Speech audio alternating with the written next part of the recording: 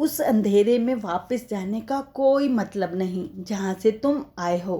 अब अतीत हो गया है और अतीत सिर्फ दर्द देता है।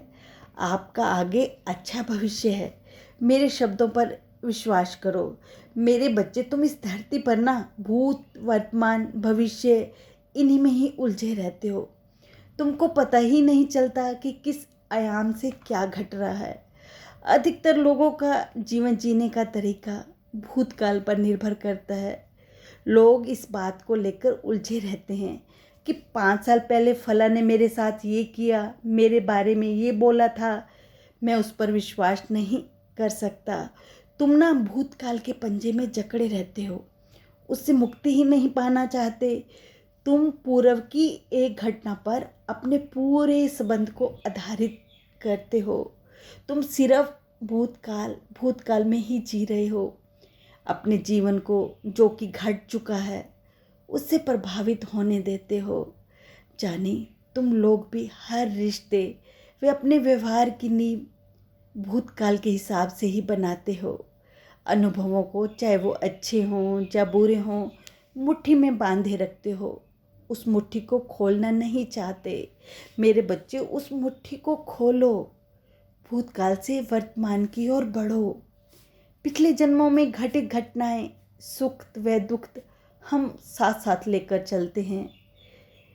इतने बड़े बोझ का लबादा, ईर्ष्या, देश, डर, जलन का लबादा, इस जन्म में मेरे बच्चे ये बोझ त्यागें, वरना बोझ जन्म दर जन्म बढ़ता ही जाएगा।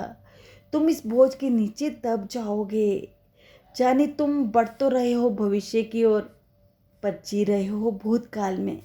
जितनी जल्दी हो सके इन सभी मुद्दों से निपट लो। अगर तुम में गुस्सा भरा है, द्वेष भरा है, तो अभी इसी जन्म में इसी पर काम करना होगा। इससे बाहर निकलना होगा मेरे बच्चे, वरना अगले जन्म में इससे भी दुगने गुस्से व द्वेष का लबादा ओढ़े रहोगे। अपनी सभी कमजोरियों पर अभी से काम करना शुरू करो, वरना कर्मों के बही खाते का संतुलन बिगड़ता जाएगा। फिर पिछला जन्म ही दोहराते रह जाओगे। एक और बात, वर्तमान में तुम जो भी करते हो, तुम्हारी सोच भविष्य में तुम जो चाहते हो उस पर निर्भर करती है। जैसा कि फला पर विश्वास ना करो, ये भविष्य में मुझे धोखा दे सकता है, पर अपनी सोच की नींव डाल लेते हो और वर्तमान को नरक बना लेते हो।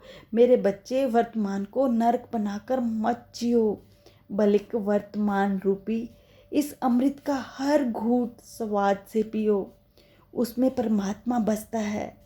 मृग की तरह वर्तमान रूपी कस्तूरी तुम्हारी ही नाभि में है। उसे अनुभव करो।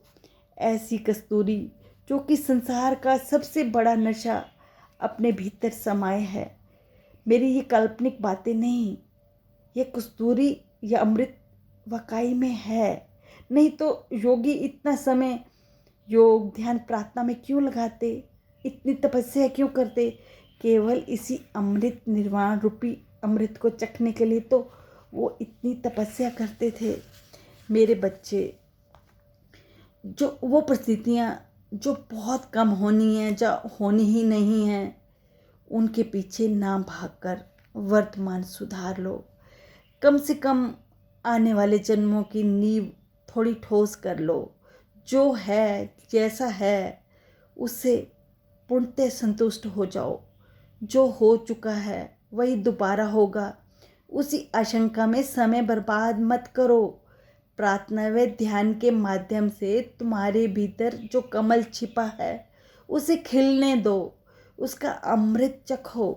भूत भविष्य की दुख घटनाओं को अपने मन पर हावी ना होने दो। एक बार ये कमल खिल गया तो परमात्मा की भी जरूरत नहीं रहेगी। तुम अपनी ही कस्तूरी के नशे में इतना मगन हो जाओगे।